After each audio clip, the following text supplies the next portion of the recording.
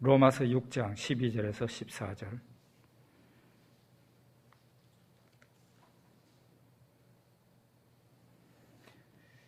우리 같이 읽어보겠습니다. 그러므로 너희는 죄가 너희 죽을 몸을 지배하지 못하게 하여 몸의 사욕에 순종하지 말고, 또한 너희 지체를 불의의 무기로 죄에게 내주지 말고, 오직 너희 자신을 죽은 자 가운데서 다시 살아난 자같이 하나님께 드리며 너희 지체를 의의 무기로 하나님께 드리라.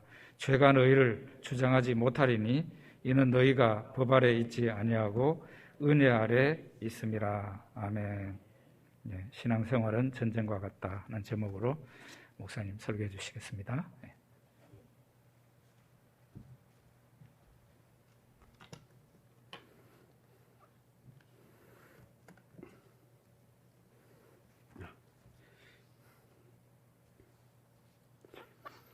오늘 신앙생활은 전쟁과 같다, 이런 제목으로 하나님의 말씀 증거하겠습니다.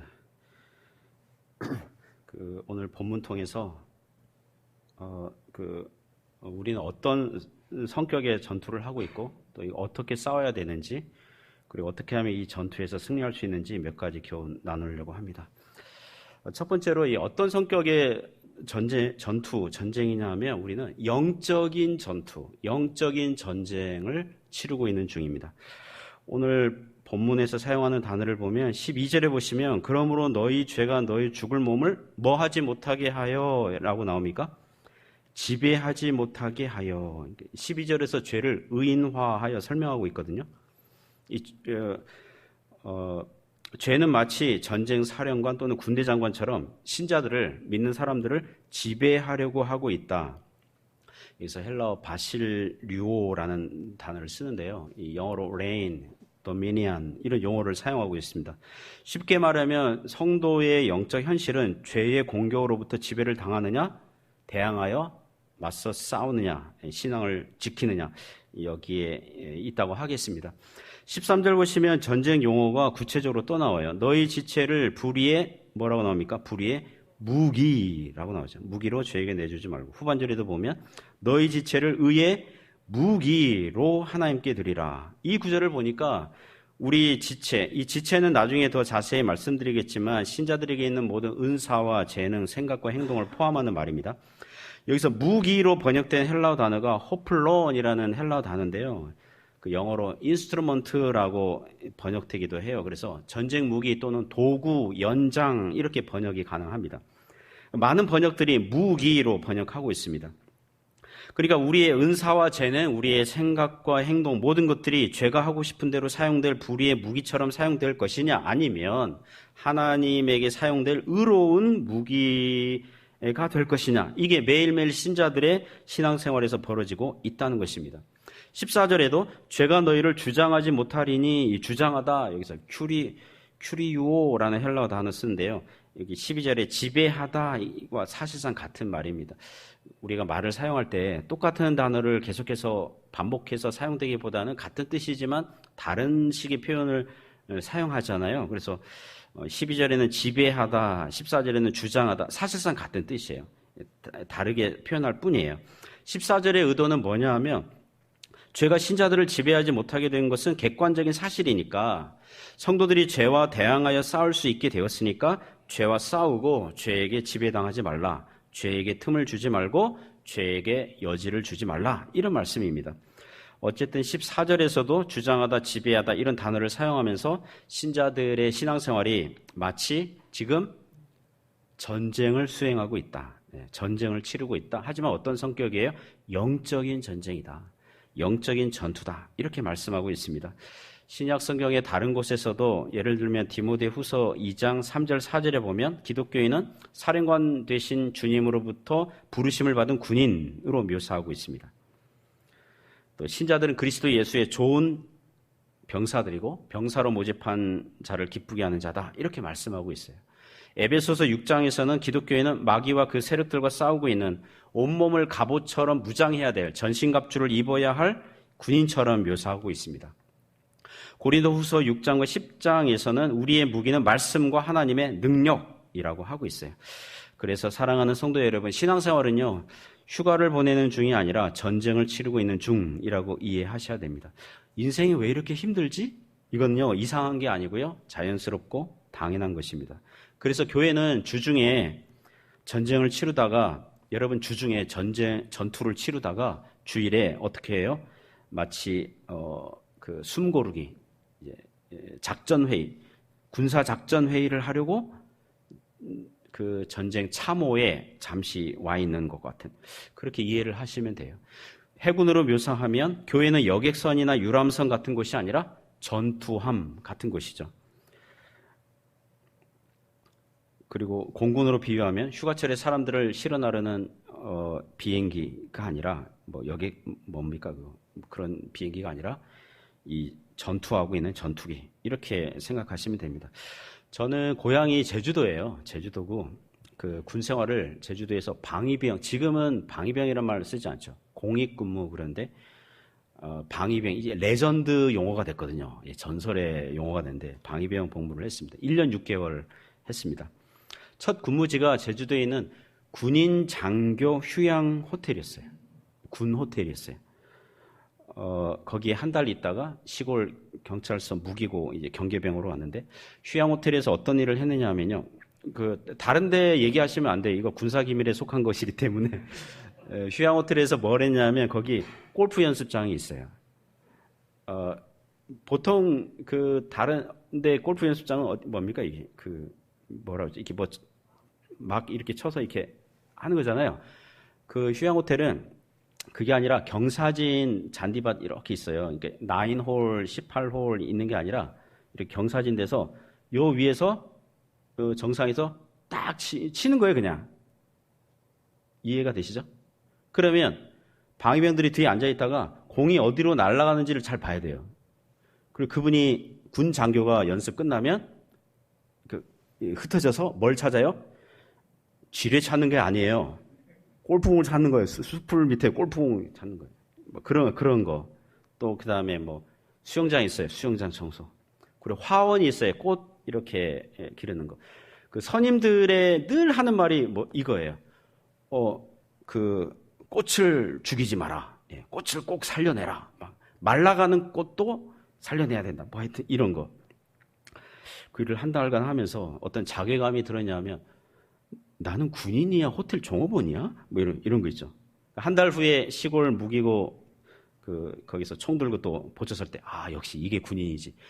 물론 무기고 탈취하는 사람들은 없었어요. 하여튼 경계병이라도 총 들고 서 있으니까, 물론 이제 오후 5시, 6시 되면 퇴근하고 8시, 9시 되면 아침 되면 출근하고 그랬지만, 어쨌든 그래서 이제 방위병 제대하고 학교로 복학하니까 현역 제대한 제 동기나 선배들이 저한테 이런 질문 하더라고요.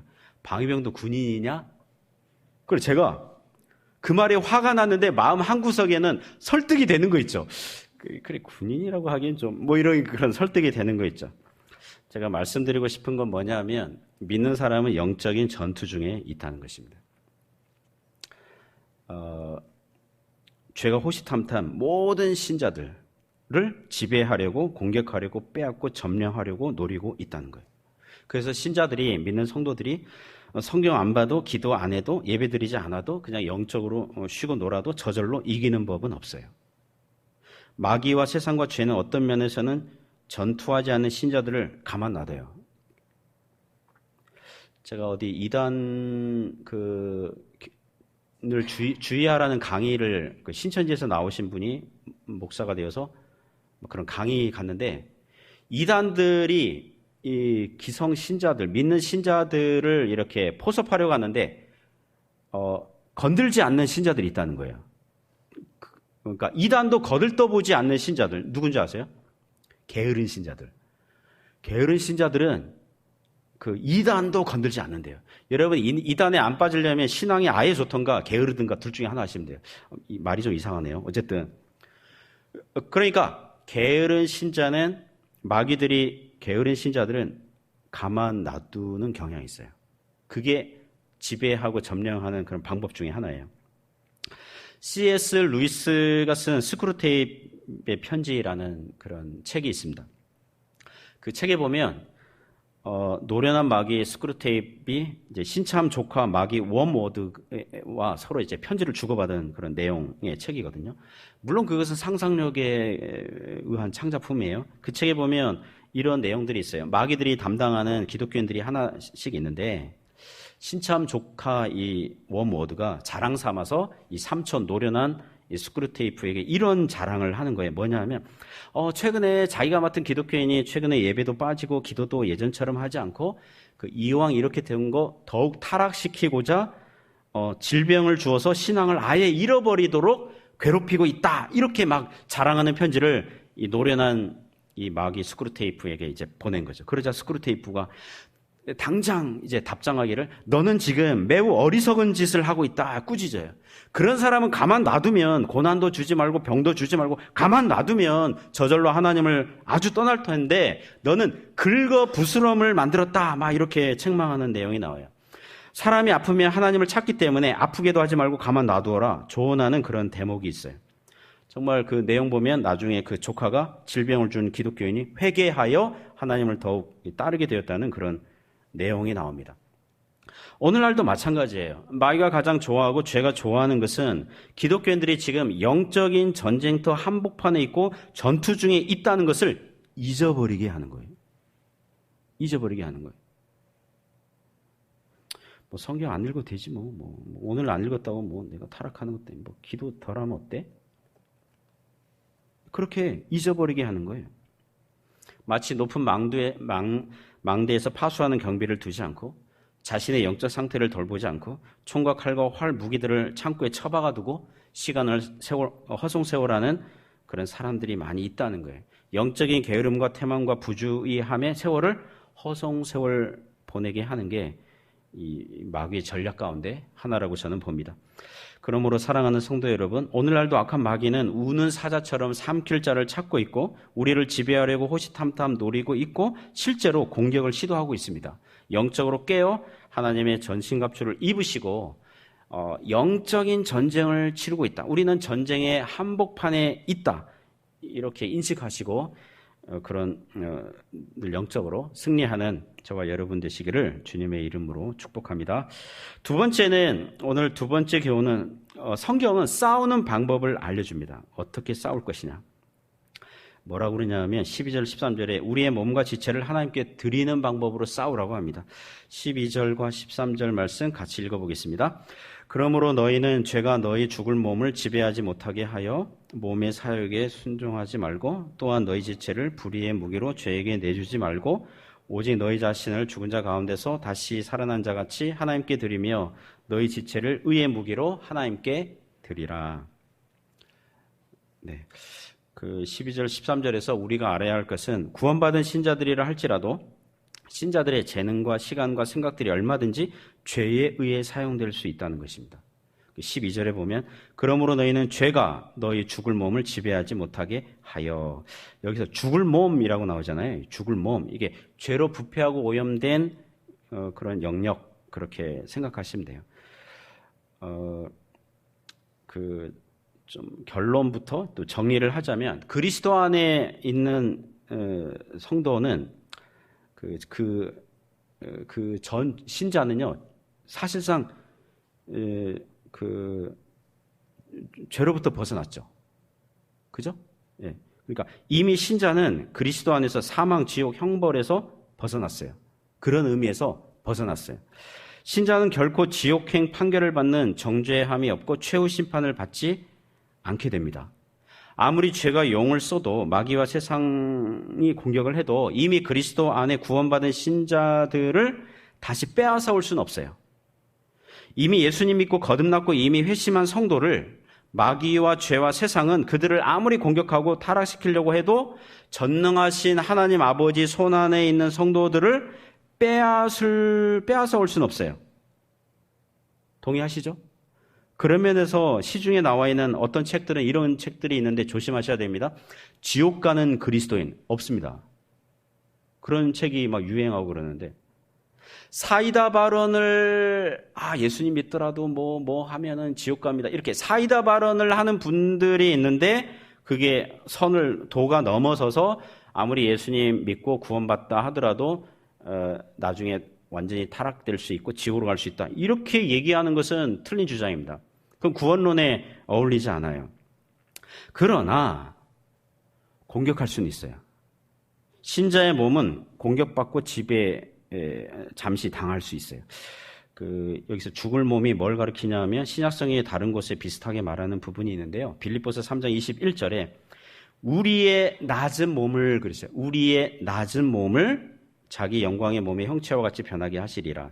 낮은 몸, 죄에 공격당하고 때론 죄를 짓기도 하고 하는 신자의 이 부패한 본성에 대해서 낮은 몸 이렇게 얘기해요.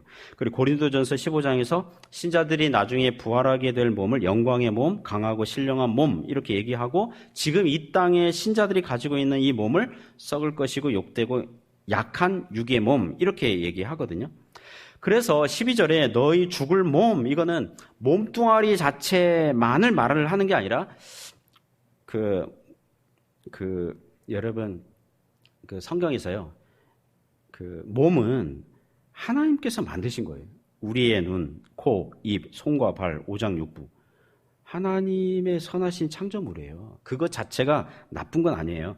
여기서 죽을 몸은 죄로 부패되고 오염된 본성을 말을 할 때, 육신 또는 죄성이라고 말을 할 때와 같은 말이에요. 즉 죄에 쉽게 오염되기 쉽고 넘어지기 쉬운 성도들의 생각과 사고, 세계관과 가치관, 재능과 은사들을 통틀어서 이렇게 말을 하는 것으로 보면 됩니다. 자, 예를 들면 복음서에서 오른손이 범죄하면 오른손을 어떻게 하라 그래요? 오른손이 범죄하면 오른손을 찍어버리라 그러죠. 찍어내버려라. 찍어버려라. 잘라버려. 찍어버려라. 이거 문자적으로 해석하면 안 되죠. 그렇잖아요. 사실 오른손이 뭘 잘못했습니까? 이 두뇌가 시켜서 그런 거잖아요. 그 두뇌가 범죄하면 두뇌를 빼버리면 돼요? 그러면 그 사람이 아니게 되는데요. 그렇잖아요. 그러니까 오른손은 왼손보다 다소 우월한 지체이고 사람에게 유익이 되고 좋은 지체이고 기관이라 하더라도 죄의 통로가 되고 죄의 도구가 되면 그것을 제거하라는 강조법이에요. 그러니까 오른손 자체를 잘라버려라 그 뜻이 아니라 그런 각오로 손을 잘라버릴 결심으로 죄와 싸우라 이런 강조법이라는 것입니다. 예를 들면 이런 거죠. 여러분 휴대폰이 있다고 합시다. 여러분 신형 휴대폰을 구입했어요.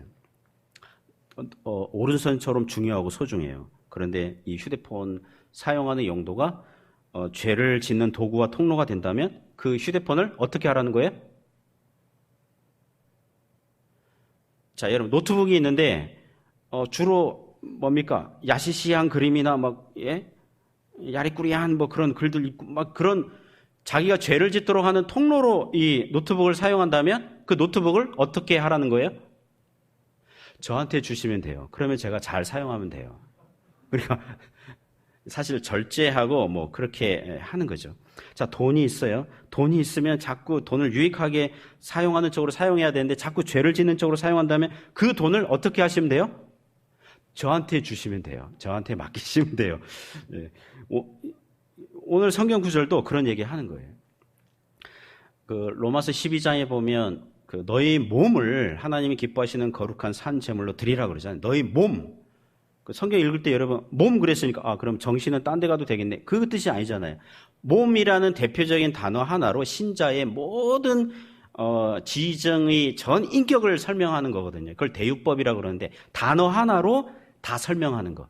빼앗긴들에도 범은 오는가. 들만 빼앗겼습니까? 다 빼앗겼는데 그러나 이 단어 하나로 이 일제 식민지 그 고통을 표현한 것처럼 여기도 몸 이렇게 죽을 몸 이렇게 얘기해가지고 신자가 죄에 쉽게 오염되고 공격당하는 그런 영역을 얘기하는 거죠. 그래서 죄는 신자들의 몸을 공격하여서 지배하려고 한다는 거예요.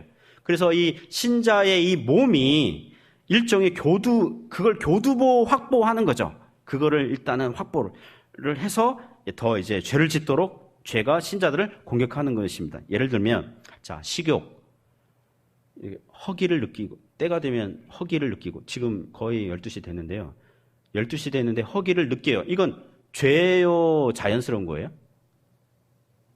자연스러운 거예요. 배가 고픈데 그거 정죄하면 안 돼요. 그죠? 식욕, 배고프면 밥 먹고 싶고, 그죠? 맛집 찾아다니는 거, 이거 죄예요? 아니면 상식적인 거예요? 맛집을 찾아다닌다. 여러분, 이왕 밥 먹을 거면 어디 가서 먹어야 돼요? 맛집 가서 먹어야 돼요. 이거는 자연스러운 거예요. 자연스러운 거예요. 그죠? 그러나 죄가, 식욕 자체는 아무런 문제가 없는데요. 죄가 그 식욕을 탐식과 탐욕으로 얼마든지 바꿀 수 있다는 거예요.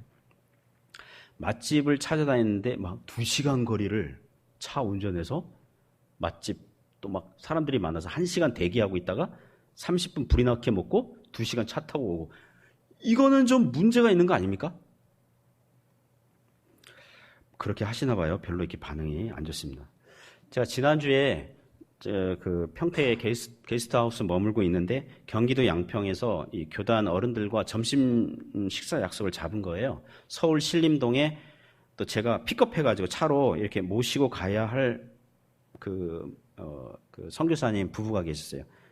노 선교사님 부부가 계셨는데 평택에서 신림동까지 1시간 반, 신림동에서 양평까지 1시간 반. 1시간 반 또 그분들 모시다 드리고 또 1시간 반을 와야 돼요. 그럼 하루 몇 시간 운전합니까? 6시간 운전해요. 저 까마득하더라고요. 너무 힘들겠다. 그래서 그 전날 영등포에 있는 제 학부 후배 목사님이 하는 거기 게스트룸에 미리 가서 하룻밤 자고 신림동과 가까웠기 때문에 그래서 1시간 반을 좀 절약을 했어요.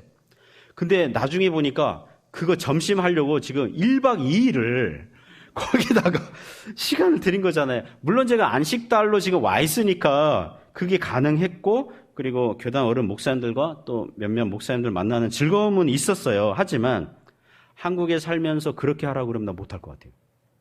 그 점심 하나 먹으려고 6시간을 또는 1박 2일로 그거는 무리인 것 같아요. 마치 그와 같다는 거죠.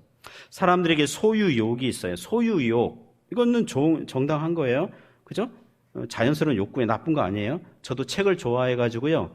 책을 막 구입하고 싶은 욕구가 있어요. 그 죄예요? 아니에요. 괜찮아요. 그거는 자연스러운 거예요. 그러나 죄가 그 욕구를, 그 소유욕을 탐욕으로 얼마든지 바꿀 수 있다는 것입니다. 어떤 사람은 나이키 신발 한정판을 모아서 막 보물단지처럼 막 그렇게 모으는 사람을 봤습니다. 어떤 사람은 세계 여행을 다니면서 그 나라에 있는 술병을 모으는 사람이 있어요. 안 믿는 사람이 모으면 말을 안 해. 안 믿는 집사님인데 굳이 꼭 그 술병을 이렇게 모아서 목사님 제가 모은 술병들을 보세요. 자랑입니다. 자랑이에요. 어느 목사님은 세계 여행 다니면서 십자가 그 조각품을 모으는 게 취미예요. 그분 목양실 가니까 크고 작은 십자가 있죠. 제가 이렇게 농담했어요. 아니, 날마다 자기 십자가 지고 주님 따르라고 그러는데 당신은 져야 할 십자가 너무 많다. 너무 그런 거 봤어요. 제가 아는 선교사님은 어릴 적에 그 우상이 영화배우, 홍콩 영화배우 성룡 아시죠? 제키찬. 성룡이 우상이었어요. 선교사가 됐어요. 중국 심천에 사셨는데 심천과 홍콩은, 심천은 대륙이고요. 홍콩은 바로 밑에 그 도시거든요. 그래서 비자 연장 때문에 홍콩을 자주 방문을 했는데 성룡이 살고 있는 집에 가봤대요. 뭐 이렇게 집이라도. 그런데 마침 열려져 있대요. 성룡이 그 집 마당에서 이렇게 뭐 꽃인지 나무에게 물을 주고 뭐 있었다고 하더라고요. 그러면서 excuse 하면서 들어가가지고 I'm Korean, your fan, 뭐 하여튼 어릴 때부터 그 당신의 팬이었고 같이 사진 찍어주면 안 되겠냐 그래가지고 그 사진 딱 찍어가지고 이제 문제는 그 다음부터 선교사님 어떤 회의나 모임 자리 때마다 뭘 자랑하겠습니까? 자기가 성룡 만난 거. 그 사진 딱 보여주면서 내가 어릴 때부터 영화배우 성룡 팬이었는데 만나서 사진 찍고 하니까 그 나이 많으신 목사님이 그 선교사님이 그 선교사님에게 한 말씀 하시더라고요.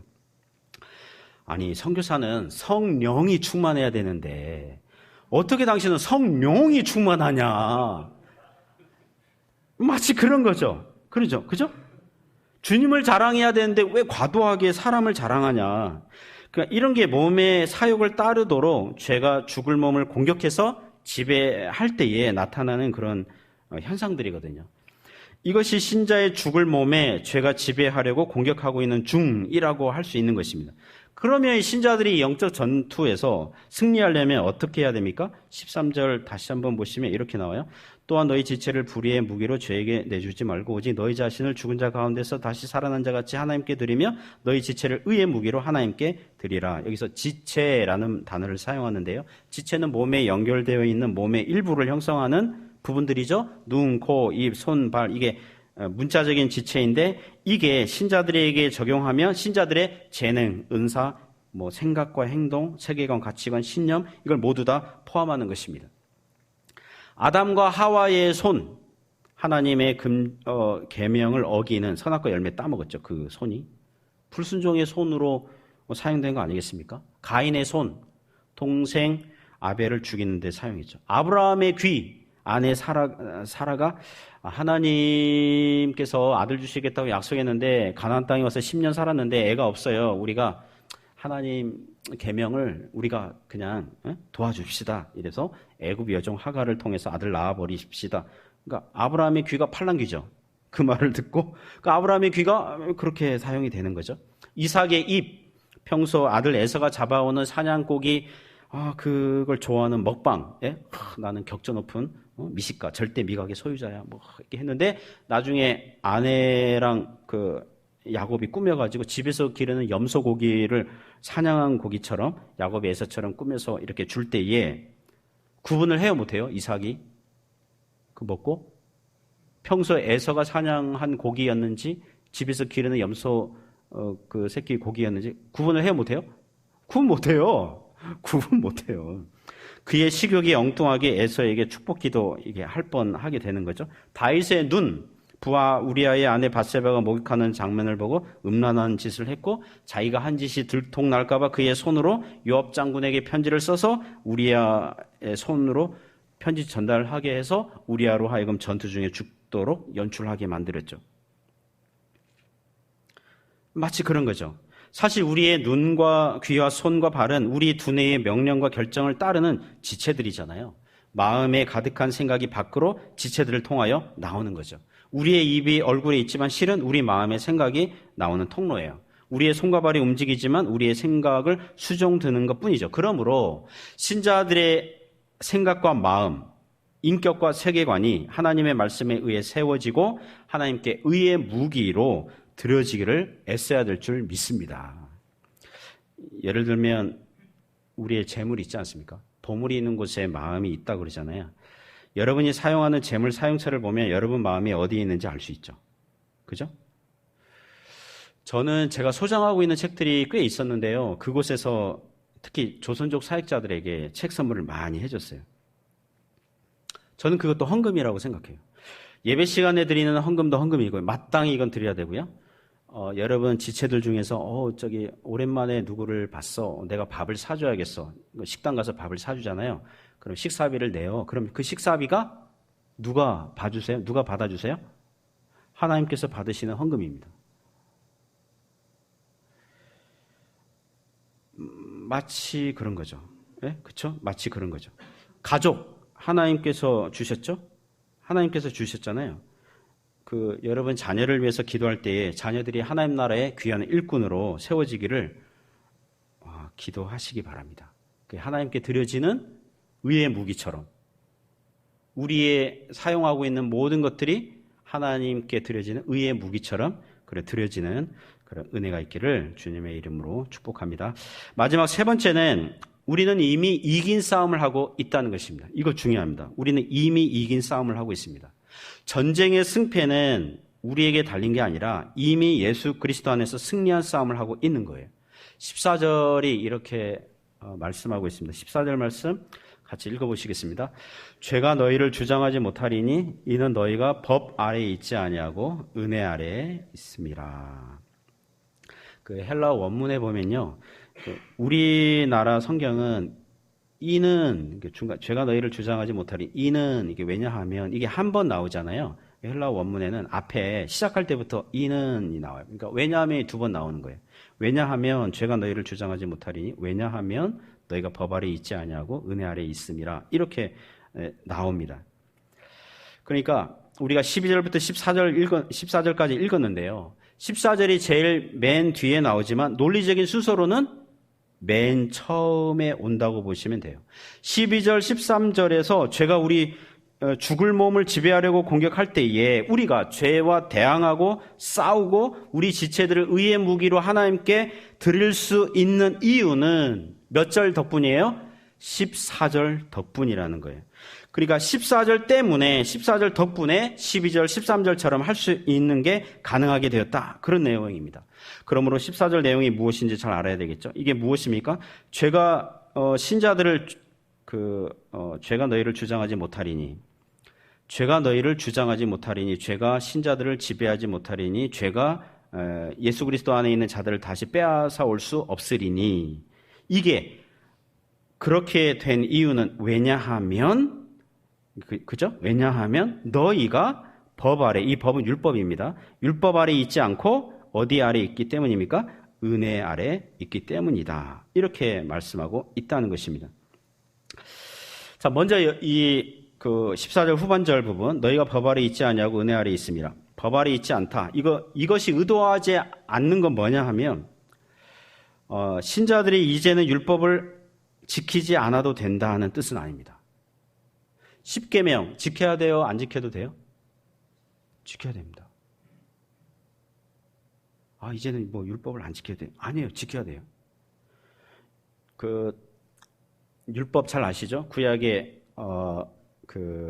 제사법, 그 다음에 사회법, 그 다음 십계명을 대표로 하는 도덕법 아시죠?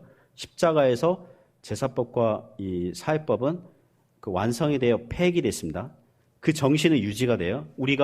오늘 우리가 드리는 예배가 하나님께 드려지는 산 제물을 갖게 하소서, 구약 성도들이 드리는 어떤 제사가 되게 하소서, 이렇게 찬미의 제사, 이 제사라는 용어를 사용할 때 그 교훈과 정신은 지금도 유지가 돼요. 그러나 양이나 소나 염소 그거 하는 건 아니잖아요. 그러니까 그리스도 안에서 완성이 되어 폐지된 거예요. 사회법도 이웃사랑에 대한 교훈이 지금까지 오고 있어요. 그러나 지금은 예전처럼 농경 사회가 아니잖아요. 이웃사람이 양 한 마리 훔쳐갔는데 그걸 어떻게 배상 처리해야 되고 어떻게 처리할 것이냐. 그게 아니잖아요. AD 70년에 이스라엘이 망하면서 이 사회법도 예수 그리스도 십자가 안에서 완성이 되어 폐지됐어요. 그러니까 폐기됐습니다. 그러니까 교훈은 여전히 유지가 돼요. 교훈은 여전히 질서 유지 차원에서 유지가 되는데 십계명을 대표로 하는 이 도덕법은 지금도 지켜야 돼요. 지금도 지키는 것입니다. 안식일을 기억하여 거룩히 지켜라. 하나님께 주일 지켜야 돼요. 주일에 예배당에 나와서 예배 드려야 돼요. 그 4계명 지키는 거예요. 그렇게 하는 거예요. 예를 들면 그렇다는 거예요.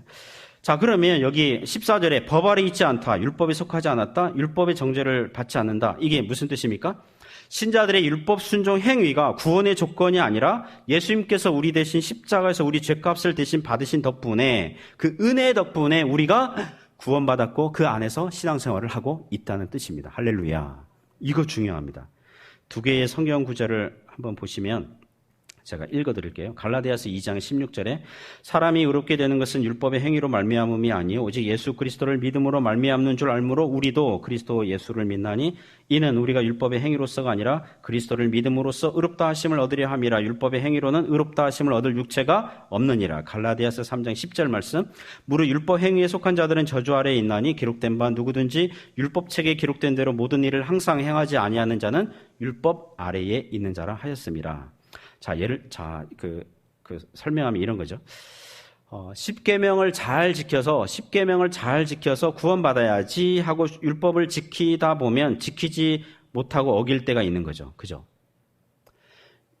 여러분들이 예를 들면 신문이나 아니면 어디 홈페이지가 아니고 인터넷 기사 보다가 오늘의 운세 이런 게 있네요. 오늘의 운세? 오늘 내 운세가 어떤지 한번 볼까 해서 클릭하는 순간 10계명 중에 몇 계명 어긴 거예요? 몇 번째 계명 어긴 거예요? 목사님 클릭한 걸 가지고 계명 어긴 거죠? 몇 번째 계명 어긴 거예요? 첫 번째 계명 어긴 거예요. 그렇잖아요. 나는 잔나비 띠니까 오늘 운세가 오늘 동쪽으로 가면 귀인을 만나겠군.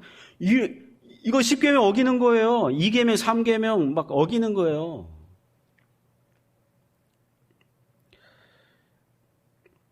여러분 부부싸움 하는데 이렇게 언어도 사실 부부간의 말도 사실 좀 존중하고 주의해야 되잖아요. 근데 아내가 남편 보니까 아이고 속 터져 저 바보 멍청이라고 하는 순간 몇 번째 계명 어긴 거예요? 그 신약 성경에 보면 형제 보고 라가 멍청이 이렇게 하는 자는 뭘 어겼다 그래요? 살인죄 어긴 겁니다. 6번째 계명 어긴 거예요. 아내나 남편이 서로에 대해서 이 바보 멍청아 머리에 든 게 없어 이러는 순간 6번째 계명 어긴 거예요. 예를 들자면 여러분 별로 동의 안 되시나 봐요. 뭐 자주 있으신가요? 이때 율법을 어기면 사람이 율법 지켜서 내가 그 의롭다 하심을 얻어야지 이래가지고 율법을 지키다가 어기면 어떻게 돼요? 지옥, 형벌, 사망, 죄 삭슨 사망이라 그렇게 정죄를 받는 거죠. 그죠? 율법의 특징이 무엇입니까? 죄를 지었으니까 그에 합당한 형벌을 선언하고 알려주고 정죄하는 거거든요. 하지만 율법이 뭐냐 하면 죄를 지은 죄인을 구해주는 일은 하지 않아요. 교통순경이 차선을 위반한 차량에게 범칙금 딱지를 떼는 일은 하지만 그 운전자가 교통을 잘 지키도록 대신 운전해줘요? 선생님 보니까 운전이 미숙하시군요. 교통순경 제가 운전해 드리겠습니다. 이러진 않거든요. 법을 어기면 이렇게 정죄하고 그러는 거죠. 그렇잖아요. 제가 중국에서 만 2년, 그러니까 아내랑 떨어져서 만 2년을 살았고요. 제 자녀들 코로나 기간에 자녀들은 3년 만에 이번에 만났어요. 그러니까 혼자 이제 했어요. 혼자 자취하는 남자들의 고해가 무엇입니까? 밥 먹는 거거든요. 밥 먹는 거. 중국에도 한국에 요기요라는 배달 앱이 있어요. 그러니까 타오바오라는 배달 앱이 있는데 거기서 여러분 한국 음식이 왜 이렇게 맛있습니까? 나이가 들면 들수록 한국 음식이 정말 맛있어요. 한국 라면을 시켰네요. 진라면, 사리 곰탕면, 칼국수면, 감자면, 짜파게티. 라면도요, 제가 중국 라면, 일본 라면, 태국 라면 다 먹어봤는데 한국 라면이 최고예요. 제가 왜 갑자기 이런 얘기하고 있죠? 하여튼간 그런데 라면을 시켰는데 유통기한이 있잖아요.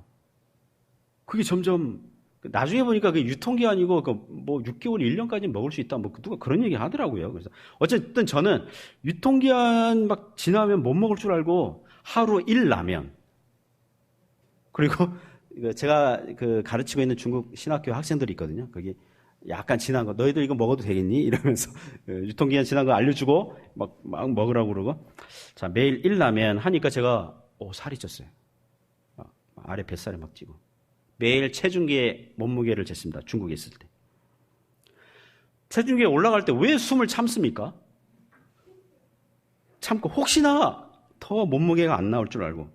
자, 체중계에 제 몸무게가 찍혀요. 딱 나옵니다. 그러면 살을 더 뺐으면 좋겠다 이런데 체중계에게 부탁하면 살 빼줍니까? 체중계야 내 몸무게를 빼주겠니? 그러면 체중계는 알았습니다 주인님 하고 빼줍니까? 아니거든요. 고스란히 정직하게 몸무게가 몇인지 고스란히 보여줄 뿐이죠. 율법이 그런 특징을 갖고 있습니다. 우리가 죄를 지으면 율법은 우리를 정죄를 하고 지적을 하고 그렇게 하지 죄에서 구원해 주거나 죄와 싸울 힘을 주는 것은 아니라는 것입니다. 율법은 단지 죄를 지었는지 율법을 지켰는지 그걸 보여주고 알려주고 판단을 내리는 것이지 성도들에게 죄와 싸울 힘을 주거나 죄에서 구원하는 일은 하지 않는다는 것입니다. 이 로마서에서 율법 아래 있다 이 말은 뭐냐면 예수님을 모를 때에 구원자, 중보자, 대속자 예수님을 믿지 않는 그런 상태일 때에 구원의 조건처럼 그렇게 율법을 지키려고 하는 자에게는 오직 죄 삭슨 사망, 정죄만 있다는 것입니다. 그러나 기독교인들은 법 아래 있지 않다 이 말이 무엇입니까?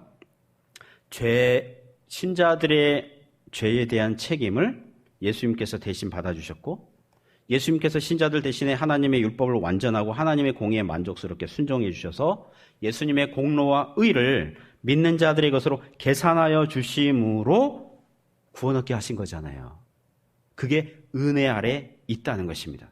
물론 신자들은 신앙생활을 하다가 죄를 지을 때가 있어요. 그러나 구원의 신앙이 없을 때, 율법 아래 있을 때에 재판장 되신 하나님께서 사형죄에 해당하는 죄인에게 정죄하듯 하는 징벌을 받는 게 아니라, 이제는 그리스도 안에서 구원받은 성도들은 죄를 짓는다면 이제는 그 죄가 여전히 죄예요. 하지만 그 죄로 인해서 하나님께서는 마치 사랑하시는 아버지가 자녀를 사람답게 만들듯 징계하는 매와 채찍만이 있을 뿐입니다. 그런 차원으로 바뀌는 거예요. 그래서 신자들은 비록 죄를 지었고 실수하고 넘어짐에도 불구하고 다시 회개하고 일어나는 과정에서 더욱 하나님의 많은 은혜를 받게 되니 죄가 더한 곳에 뭐가 더합니까? 은혜가 더하게 되는 줄 믿습니다. 이런 얘기는, 이런 식의 말씀은 여러분에게 그럼 죄를 지어도 되겠네, 방종을 부추기는 말이 아니에요. 참된 신자는 거룩하신 하나님 닮고자 애쓰고 나의 계명을 가지고 지키는 자라야 나를 사랑하는 자니, 예수님께서 말씀하셨듯 그 계명을 순종하기를, 주님 사랑하기 때문에 순종하기를 기뻐하는 그런 성도들에게 굉장한 그 복음의 위로의 말씀이 된다는 것입니다. 그러므로 14절에서 신자들이 법 아래 있지 않고 은혜 아래 있다, 이것은 더 이상 신자들은 지옥 형벌이나 마귀의 종로로 죄의 지배, 그게 그 자리로 가는 게 아니라 죄의 지배와 권세로부터 벗어났으니까 이제는 하나님께서 성령으로 말미암아 그리스도 안에서 죄와 싸울 힘과 은혜를 공급하여 주시니 죄와 싸울 수 있게 되었고 승리할 수 있게 된 것입니다. 그런 면에서 우리는, 신자들은 예수님의 십자가 결정적인 승리 안에서 이미 이긴 싸움을 싸우고 있다는 것입니다. 자, 그림 하나를 제가 보여드리겠습니다. 그 PPT에 보시면, 자, 저 장면이 어떤 장면인지 아세요? 제가 저희 교회에서 저 그림을 딱 보여주고 저 장면이 역사적으로 어떤 사건일까요? 이러니까 딱 한 분 맞췄어요. 이게, 자, 힌트를 드릴게요. 2차 대전 때 발생한 일입니다. 예, 노르망디 상륙작전. 누가 말씀하셨어요? 예. 멋집니다. 노르망디 상륙작전. 제가 이 PPT 사진을 찾으려고 홈페이지에서 그러니까 그 사이트에서 노르망디 상륙작전 막 찾으니까 옛날 그림밖에 없어요. 이거는 그 게임에 나오는 뭐죠? 상상도입니까? 실제로 그 당시 있었던 무기들을 이게 한 거거든요. 2차 세계대전에서 연합군이 프랑스 노르망디 상륙작전이 2차 대전의 결정적인 싸움이라고 하더라고요. 이때가 D-Day래요, 이걸. 그리고 나중에 히틀러는 나중에 항복하잖아요. 그게 자살해서 끝나지만 V-Day, 빅토리 데이. 그러니까 D-Day와 V-Day. 결정적인 승리의 날, 최종 완성, 승리의 완성의 날. 예수 그리스도께서 십자가에서 승리한 날이, 이걸 비유를 하자면 D-Day가 예수 그리스도의 십자가로 말미암아 이미 이긴 싸움을 하고 있고 예수님 재림하시는 날에 최종 승리의 날이 올 줄 믿습니다. 바로 그 안에서 신자들이 살고 있는 거예요. 그러니까 우리의 싸움은 이미 예수님께서 이긴 싸움을 우리가 싸우고 있는 거예요. 우리가 믿기 전에는 죄와 대항하여 싸울 수 없는 죄의 노예로 살았지만 이제는 이미 이긴 싸움을 싸우고 있다는 것입니다.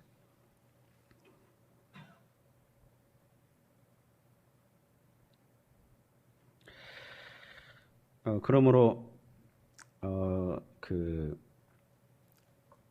성경적으로요, 누가 죄와 싸울 수 있느냐? 오직 그리스도인들만 죄와 싸울 수 있습니다. 죄가 무엇인지 알고요. 웨스트민스터 소요리 문답 14번 아시죠? 죄란 무엇입니까? 죄는 하나님께서 하라고 하신 거 하지 않고 하지 말라고 하신 것을 거스르는 것입니다. 죄가 그런 거거든요. 신자들만이 성경을 통해서 죄가 무엇인지를 안다고요. 마귀와 세상, 그리고 죄, 신자의 육신의 상태가 어떤지를 알고 있잖아요. 그래서 기독교인들만이 죄와 싸울 수 있어요. 죄가 무엇인지 알고. 싸울 때에 하나님의 공급하시는 은혜로 말씀과 기도를 통해서 그 힘을 공급받고 싸울 수 있는 거예요. 성경을 알지도 못하는데 기도하지 않는데도 이기는 법 없어요. 하나님께서 은혜를 통해서 주시는 은혜의 힘을 입어서 싸울 수 있는 것입니다. 오직 그리스도인들만 죄와 싸울 수 있고, 왜냐하면 이젠 더 이상 죄의 노예가 아니고 잠시 죄에 넘어질 수 있어요. 죄에 쓰러질 수 있어요. 그러나 다시 일으켜 주시는 성령님의 은혜로 말미암아 다시 그렇게 싸울 수 있어요. 신자들은 자기 힘과 노력으로 사는 게 아니라 은혜의 공급이 하나님으로부터 오는 것을 믿고 싸우는 것입니다. 그러므로 죄와 싸우되 피 흘리기까지 싸울 수 있고요.